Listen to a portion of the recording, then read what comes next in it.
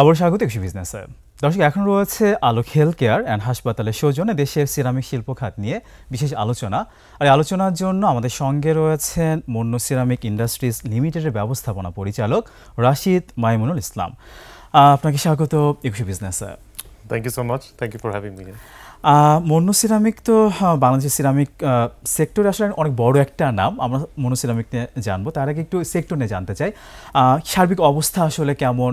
নতুন একটা বাংলাদেশ, নতুন বাংলাদেশে এই সম্ভাবনাময় খাতের আসলে ভবিষ্যৎকে কীভাবে দেখছেন? আচ্ছা, ধন্যবাদ। সিরামিক খাত একটা অনেক বড় একটি বিজনেস সেক্টর বাংলাদেশে, কিন্তু আনফর্চুনেটলি এখানে বিভিন্ন চ্যালেঞ্জের কারণে কিন্তু এই খাতটার যতটুক আজকে মানে আমি বলবো ইমপ্রুভমেন্ট হওয়ার কথা ছিল সেই পরিমাণ হতে পারেনি। স্পেশালি একটা বড় কারণ হচ্ছে দুইটা জিনিস। একটা হলো আমাদের যেটা এনার্জি সিকিউরিটি। আচ্ছা, বাংলাদেশে আপনারা সবাই জানে যে প্রচুর পরিমাণ আজকে গ্যাস সংকটে ভুগছি, কিন্তু সিরামিক খাতের কিন্তু একটা আমি বলবো একটা প্রধান র মেটেরিয়াল কিন্তু গ্যাস। আচ্ছা আচ্ছা আচ্ছা। আর যেটা হলো আপনার আনইন্টারাপ্টেড গ্যাস লাগে, না হলে কিন্তু আপনার প্রোডাক্ট নষ্ট হয়, প্রচুর পরিমাণ লস হয়। সো এইটা একটা বড় চ্যালেঞ্জ। আর আরেকটা চ্যালেঞ্জ হলো যে সিরামিক খাতের আপনার প্রত্যেকটা র মেটেরিয়াল কিন্তু আমদানিকৃত, মানে প্রত্যেকটা আমদানি নির্ভর। জি, সো পুরোটা আমদানি নির্ভর, এখানে লোকাল কোনো ম্যাটেরিয়াল ইউজ করা যায় না। সো সেই জন্য তো প্রচুর পরিমাণ ডলার লাগে, সেটা যে আপনি বিভিন্ন দেশ থেকে আজকে ইম্পোর্ট করতে হয়। সো ডলার ক্রাইসিস, এলসি খুলতে প্রবলেম হচ্ছে কিনা আসলে। সো গত কয়েক বছর ধরে যে এই কারণে কিন্তু আজকে আমরা কাঁচামাল আনতে পারছি না। আবার একই সাথে গ্যাস না পাওয়ার কারণে গ্যাসের দামও তো 3 গুণ বৃদ্ধি পেয়েছে। জি, এটা তো একটা খুবই মানে ডিজাস্ট্রাস রেজাল্ট রেখেছে আমাদের উপর এই সেক্টরের জন্য, যে অনেক ফ্যাক্টরি কিন্তু অনেক বড় বড় ফ্যাক্টরি কিন্তু এখন অনেক স্বল্প পরিশোধে চলছে, যেহেতু গ্যাসও পাচ্ছে না ঠিক মতন, র মেটেরিয়াল পাচ্ছে না। সো এই কারণেই আমি বলবো যে আজকে এটা কিন্তু অলমোস্ট একটা 5,000 কোটি টাকার অ্যানুয়াল একটা মার্কেট সাইজ আছে সিরামিক খাতে, যেটার ভিতরে টাইলসই সবচেয়ে বড় ফ্যাক্টর। আর আমাদের টেবিলওয়্যার আছে, আপনি ধরেন অলমোস্ট 600 কোটি টাকার একটা মার্কেট। আমরা এক্সপোর্টও করি এই সেক্টরে। জি, এক্সপোর্ট মেইনলি টেবিলওয়্যার হয়, যেটা মনো সিরামিক যেটা আমরা করছি। টাইলস খুব কম এক্সপোর্ট হয়, কিন্তু টেবিলওয়্যারটা প্রচুর এক্সপোর্টের সম্ভাবনা আছে। লাস্ট ইয়ার আমরা almost $60 million এক্সপোর্ট করেছি, বাট গ্লোবাল মার্কেট তো huge. Global market almost $50 billion একটা মার্কেট আছে, যেটা বাংলাদেশ, হ্যাঁ, যেটা আমাদের অবশ্যই অপরচুনিটি আছে যেটা ক্যাপচার করা যায়।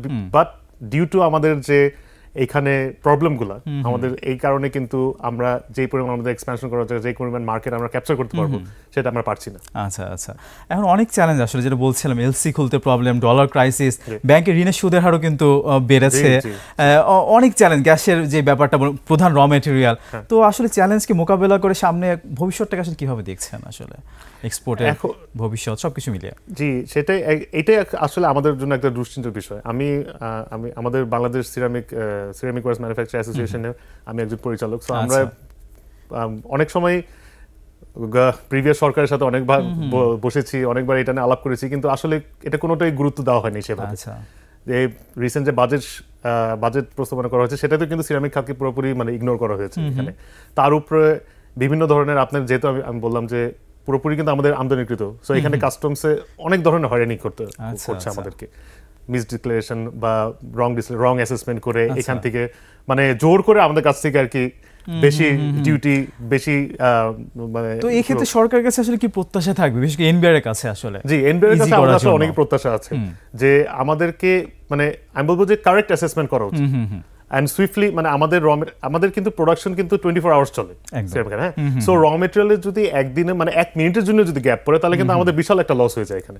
সো যখন আমাদের র মেটেরিয়ালস আসে, আমরা এটা তাদেরকে অনুরোধ করবো যে আপনারা কুইকলি এবং কারেক্টলি অ্যাসেসমেন্ট করেন যে আমরা কি এনেছি। যেটা অবশ্যই যেটা আমাদেরকে রুলসে আছে, যে কাস্টম ডিউটি দেওয়া হচ্ছে, সেটা আমরা দিব, কিন্তু আমি বলবো যে আননেসেসারি হ্যারাসমেন্ট করে, আননেসেসারি এটা আপনি টেস্টিংয়ে পাঠানো বা ইন্সপেকশনে পাঠানো, মানে এগুলো আমরা চাই যে এগুলা থেকে জানি বিরত থাকে। আর এখানে জানি মানে আমি বলবো চাঁদাবাজি বা ব্রাইবারি, এগুলো থেকে জানি আমরা দূরে থাকি। খুবই ভালো বলেছেন। আসলে অনেক বড় একটা খাত, আর বড় হতে পারে। প্রায় 7 লাখ লোকের একটা কর্মসংস্থান, প্রায় 66টার মতো সিরামিক কোম্পানি কিন্তু বাংলাদেশে আছে। এটা আরো বড় হতে পারে, আর নতুন বিনিয়োগ এখানে আসতে পারে। আমরা এই সব বিষয় নিয়ে কথা বলবো, তার আগে ছোট্ট একটা বিরতি নিয়ে আসি আমরা। দর্শক, নিচ্ছি একটা বিরতি, ফিরে আসবো একটু পরে, আমাদের সঙ্গেই থাকুন।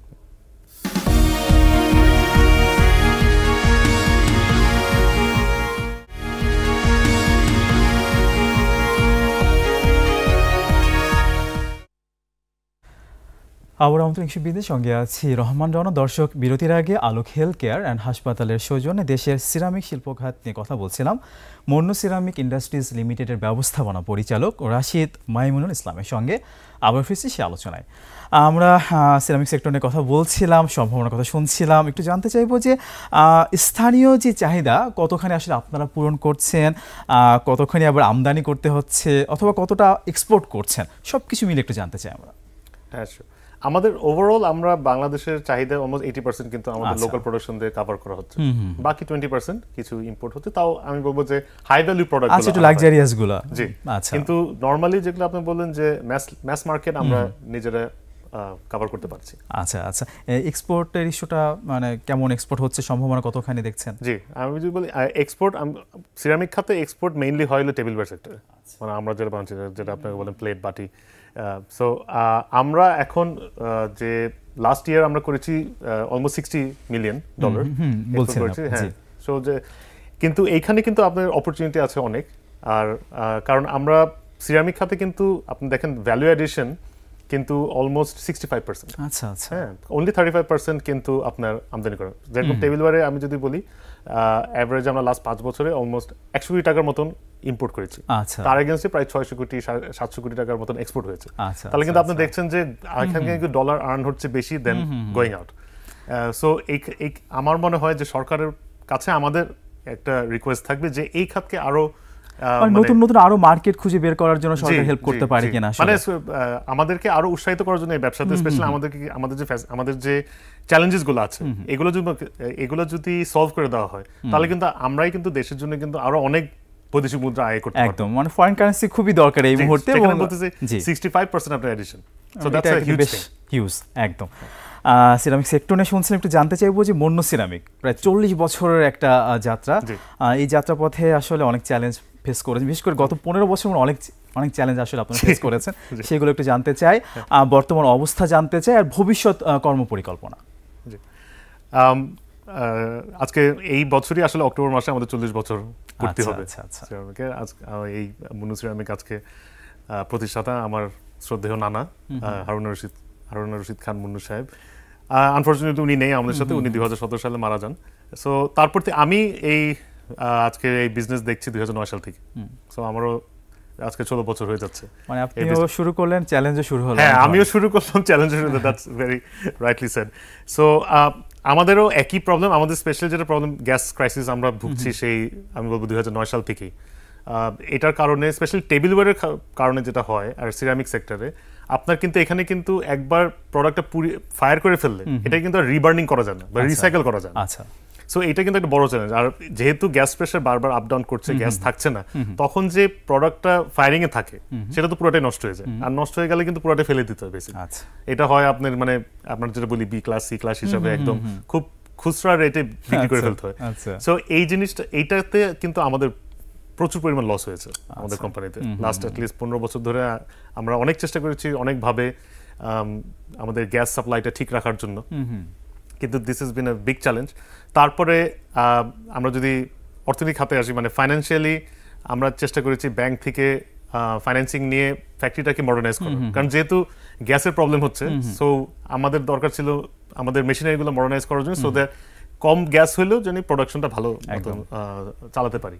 সো সেটাও করলাম, নতুন মেশিনারি আনলাম। কিন্তু তারপরে এই মেশিনারি ইনস্টল করার পরপরই সরকার হঠাৎ করে আপনার গ্যাসের প্রাইস ইনক্রিজ করে দিল 3 গুণ, যেটার কারণে কিন্তু আমাদের যে বিল ছিল সেই বিল দিতে পারি না। আর এটা বলতেই হয় কিছুটা রাজনৈতিক চাপের কারণে আমাদেরও গ্যাস সাপ্লাই ঠিক মতন দেওয়া হতো না, বা যখন তখন হুমকি ধামকি করে গ্যাসের লাইন কেটে দেওয়া হতো, বিচ্ছিন্ন করা হতো, বকেয়া বিল পরিশোধ করার পরেও লাইনের সংযোগ দেওয়া হতো না। সো এই বিভিন্ন কারণে কিন্তু আমরা মুন্নু সিরামিক মানে আজকে মার্কেটে যেই পজিশনে থাকার কথা ছিল বা যেই পজিশনে ছিল যদি বলি 2004-05 সালে, সেখান থেকে সাইনবুক সিরামিকের অনেক আগে 1985 সালে। জি 85 সালে, সাইনবুক 95 এ। আর তারপরে নেক্সট যে সিরামিকগুলো আছে সবাই 2005 সালে পরে আসছে। সো আমাদের কিন্তু একটা বড় ফার্স্ট মুভার অ্যাডভান্টেজ এবং মার্কেট একটা এই কারণে দেখেন আজকে হয়তো মার্কেটে আরো অনেক কম্পিটিটর আছে, অনেক ধরনের প্রোডাক্ট এখন মার্কেটে আপনার মানে ভ্যারাইটি আছে, কিন্তু একটা মানুষ সাধারণ মানুষের কাছে যে জিজ্ঞেস করে সিরামিক মানে কি বুঝে, এখনো কিন্তু মুন্নু সিরামিক নামটাই কিন্তু মানুষের টপ অফ মাইন্ড কিন্তু এই ব্র্যান্ডটাই আছে। আর সেটাই আমি চেষ্টা করেছি যে ঠিক আছে আমরা যদি সেই পরিমাণ ম্যাস ভলিউমের প্রোডাক্ট নাও দিতে পারি, আমাদের জানি ব্র্যান্ডিংটা আমরা সেই উচ্চ লেভেলে ধরে রাখতে পারি, জানি যে মানুষের মনে টপ অফ মাইন্ড সবসময় মুন্নু থাকে। আচ্ছা, তো এখন ভবিষ্যৎ কর্ম পরিকল্পনা আসলে কি, মানে কি চিন্তা ভাবনা করছেন আসলে, প্রোডাকশন আসলে কত পার্সেন্ট হচ্ছে এগুলো একটু জানতে চাই। প্রোডাকশন এখন আমি যেটা বললাম যে গ্যাসের কারণে, গ্যাস সাপ্লাইয়ের কারণে অ্যান্ড এলসি যেহেতু করতে পারছি না, ব্যাংকের ডলার ক্রাইসিসের কারণে আমরা এখন প্রোডাকশন অলমোস্ট 50% মাত্র চলছে। আচ্ছা আচ্ছা, সো এটা খুবই কম, আমাদের তো অবশ্যই 100% না করলে আমাদের যে ওভারহেড আছে সেটা কভার করে না। সো আমাদের এখন পরিকল্পনা হলো ফার্স্ট অফ অল, যেহেতু ওভারঅল আপনি যত যাই বলেন এনার্জি একটা ক্রাইসিস থাকবেই বাংলাদেশে এখন, যেহেতু আমদানির উপরে নির্ভরশীল, এলএনজি আনেন বা আমাদের, কারণ আমাদের লোকাল সাপ্লাই যেহেতু depleted, not enough.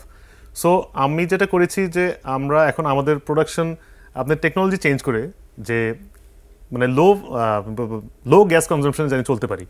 So at the same time, so আমি চেষ্টা করছি যে আরো ইকো ফ্রেন্ডলি, আরো গ্রিন ফ্যাক্টরিটাকে আরো গ্রিন ফ্যাক্টরি হিসাবে পরিণত করতে, যে আমাদের এনার্জি ইউজ জানি কম থাকে কিন্তু প্রোডাকশনটা জানি ঠিক একই পরিমাণ থাকে। সো এটা নিয়ে অনেক কাজ করছি।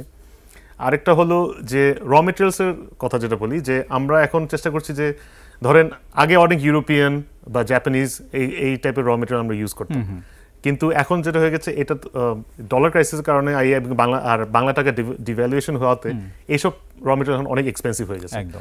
আর ওভারঅল আপনারা জানেন যে total global climate with the Russian Ukraine war plus Palestine Israel war, এই দুটার কারণে কিন্তু অনেক চ্যালেঞ্জ, বৈশ্বিক স্তরে সব একসাথে। জি। সো এটার কারণে কিন্তু লজিস্টিক অনেক প্রবলেম হয়। সো ইউরোপ আমেরিকা থেকে আপনার র মেটেরিয়াল আনতে কিন্তু it's a big challenge. So এটাও আরেকটা যে আমাদের র মেটেরিয়াল সোর্সিং আমরা চেঞ্জ করে ফেলছি, যে আমাদের আশপাশে নেইবারিং কান্ট্রিজ থেকে, যেরকম চায়না, থাইল্যান্ড, ইন্ডিয়া, এখান থেকে জানি আমরা র মেটেরিয়াল দিয়ে আমাদের প্রোডাকশনটা চালাতে পারি। আচ্ছা, সো এই চ্যালেঞ্জেসগুলো ফেস করা এখন আমার জন্য ফার্স্ট প্রায়োরিটি, যেটা আছে। আর এখন নতুন সরকার গঠন হয়েছে, ওনাদের কাছেও আমাদের প্রত্যাশা যে আমাদের যেই প্রবলেমগুলো ছিল, যেই কারণে আমাদেরকে বিভিন্ন কারণে আটকিয়ে রাখা হচ্ছিল, সেগুলো জানি আবার একটু ইজি করে আমাদেরকে প্রত্যাশা করেন কিনা সরকারের কাছ থেকে। এক্সপোর্ট ইনসেন্টিভ আমাদের আছে এখন, 10% ছিল, কিন্তু এটা আবার রিসেন্টলি লাস্ট বাজেটে এটা কমিয়ে দেওয়া হয়েছে। সো আমরা বলবো এটা না কমাতে, এটা 10% রাখতে, বা যদি সম্ভব হয় তাহলে এটাকে আরেকটু বাড়াতে, কারণ because end of the day আমাদের এক্সপোর্টটা বাড়াতে হবে, বৈদেশিক মুদ্রা এই দেশে আরো আনতে হবে। অবশ্যই অনেক শুভকামনা থাকবে। আমরা জানি যে মন্নু সিরামিক স্টক মার্কেট, মানে শেয়ার বাজারে অনেক বড় একটা স্টেক হোল্ডার, লিস্টেড কোম্পানি। তো এখানে যারা বিনিয়োগকারী আছে মন্নু সিরামিকের, ভবিষ্যতে যারা বিনিয়োগকারী হবে তাদের উদ্দেশ্যে যদি কিছু বলার থাকে, আর সেই সাথে শেয়ার বাজার নিয়ে একটু জানতে চাবো। শুরুতে আমি আসলে বিনিয়োগকারীদের উদ্দেশ্যে যদি কিছু বলতে চান। আমরা তো আমাদের তিনটা, আপনি এটা আমি জানি না সবাই জানে নাকি, কিন্তু বাংলাদেশের স্টক মার্কেট যখন প্রথম শুরু হয়, আচ্ছা, মুন্নু জুটেক্স নামে আমাদের একটা কোম্পানি ছিল। সেটা হলো আমরা জুট মিলের স্পেয়ার পার্টস তৈরি করতাম, নানা তৈরি করে, এটা হলো 1970s এর সময়। সেটা কিন্তু নাম্বার 1 লিস্টেড কোম্পানি ছিল, হ্যাঁ, ঢাকা স্টক এক্সচেঞ্জে। সো আমরা কিন্তু শেয়ার বাজারের সাথে একদম শুরু থেকেই আপনাদের হাত ধরে শেয়ার বাজার শুরু, এইভাবে বলা যায়, একভাবে বলতে পারেন। সো আমাদের এখন 3টা কোম্পানি আছে listed, Monno fabrics, Monno ceramic আর Monno agro and general machineries. Yes, তিনটা, যেটা ওই মুন্নু জুটেক্সের নাম যেটা বদল করে পরে এটা হলো। সো এখন শেয়ার বাজারটা আমাদের জন্য, capital market is very important, কারণ যেহেতু আমাদের অনেক এখন সাধারণ শেয়ার হোল্ডার আছে আমাদের প্রত্যেকটা কোম্পানির সাথে, আমরা যাই করছি আমাদের কোম্পানিতে, এটা কিন্তু আমাদের শেয়ার হোল্ডারদের ইন্টেনশন মানে আমাদেরকে দেখতে হয় সবসময়। সো এটাও তো আনফর্চুনেটলি লাস্ট গভর্নমেন্টের সময় এটা শেয়ার মার্কেটটাকে পুরোপুরি ধ্বংস করে দেওয়া হয়েছে বিভিন্ন, এবং মন্নু সিরামিকের দামটা কিন্তু সবচেয়ে বেশি ছিল সিরামিক সেক্টরে, আমার যতটুকু মনে পড়ে। এটাও তো আমাদের দাম তো, মানে সিরামিক সেক্টরে তো ডেফিনেটলি সবচেয়ে উচ্চ পর্যায়ে, এখনো বেশি আছে, এখানেও অনেক ধরনের মানে ফলস অ্যাকুইজিশন করে, ফলস অ্যাকুইজিশনস দিয়ে ফলস আমাদের কিছু পেনাল্টিও করা হয়েছে, যেটা পুরোপুরি ফলস, এটা কোনো বেসলেস একটা দেওয়া হয়ে কিন্তু আমাদের প্রাইস ভ্যালুয়েশন অনেক কমিয়ে দিয়েছে।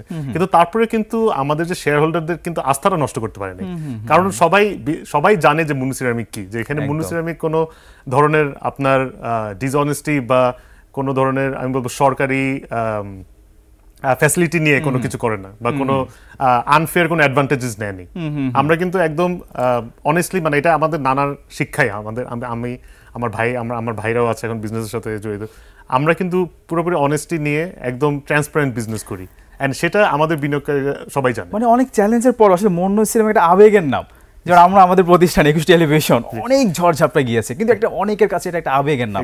তো সেটাই তো আপনি মন্য এজিএম নিয়ে বলছিলেন, মন্য এজিএম কিন্তু আমরা দেখেছিলাম খুব সুন্দর একটা প্রাইস ছিল, সেখান থেকে আসলে একটু ডিভ্যালুয়েশন হয়েছে। তো আমি একটু জানতে চাইবো যে নতুন বাংলাদেশে শেয়ার বাজারকে আসলে কিভাবে দেখেন, কিভাবে প্রত্যাশা করেন, বিশেষ করে নতুন চেয়ারম্যানের হাত ধরে, এসি চেয়ারম্যানের হাত ধরে আসলে কি প্রত্যাশা, কি করা উচিত আসলে উন্নয়নে? জি জি, আমার মনে হয় সবচেয়ে ইম্পর্টেন্ট যেটা হবে যে আমাদের ক্ষুদ্র বিনিয়োগকারীদের আস্থাটা ফিরে আনা। পুঁজিবাজারের উপরে আস্থা, তাদের উপরে আর কিছু নাই আসলে। হ্যাঁ এক্স্যাক্টলি, মানুষ যখন তার আপনার মানে কষ্টের টাকাটা যখন এখানে আপনার বিনিয়োগ করবে, ওনাদের তো সেই টাকাটার কিন্তু অংশীদারি কিন্তু মানে প্রত্যেকটা কোম্পানি। সো যার শেয়ার কিনছে, ধরুন আমার শেয়ার যদি একটা শেয়ার হোল্ডার কিনে, একটা শেয়ার যদি কিনে, he is owner of my company, right? So আমি যা করছি, আমি এখানে ম্যানেজমেন্টে আছি, আমার ডিসিশনে একটা কোম্পানি চলছে। So but I have to think about all my share holders, যে শেয়ার হোল্ডাররা কি এটাতে বেনিফিটেড হবে নাকি ক্ষতিগ্রস্ত হবে। সো এই আস্থাটা ফিরে আনতে আমি বলবো যে এখন নতুন যারা সিকিউরিটি এক্সচেঞ্জ কমিশনের চেয়ারম্যান আছেন এবং যারা কমিশনার নতুন নিয়োগ হয়েছেন, তারা যে এই ভালো কোম্পানি যেগুলো আছে, যাদের একটা মানে প্রতিষ্ঠানিক বেস আছে, যাদের ফ্যাক্টরি আছে, প্রোডাকশন আছে, যাদের একটা কোম্পানিতে ভালো নাম আছে, তাদেরকে সাপোর্ট দেওয়ার, একদম নট ওই ছোট কোম্পানি যেগুলো কিছুই নেই, শেয়ার পচে আইপিও, এক্স্যাক্টলি, যেগুলো লো ক্যাপ দেখেছি আসলে, লো ক্যাপ, যেগুলো কোনো বেস নাই, এদেরকে আপনারা আমি বলবো আইনের আওতায় আনেন একদম। আর যারা ভালো করছে আমাদের মতো, তাদেরকে আরো প্রমোট করুন, যতটুকু আসলে সহায়তা করা যায়। আসলে সময় একদমই নেই। অনেক ধন্যবাদ। আমরা প্রত্যাশা করব মন্য সিরামিক সমস্ত চ্যালেঞ্জ ফেস করে অনেক ভালো করবে, এটা প্রভাব পুঁজিবাজারও পড়বে, সেই প্রত্যাশা আমরা করতেই পারি। আপনাকে অনেক ধন্যবাদ আমাদেরকে সময় দেওয়ার জন্য। Thank you so much.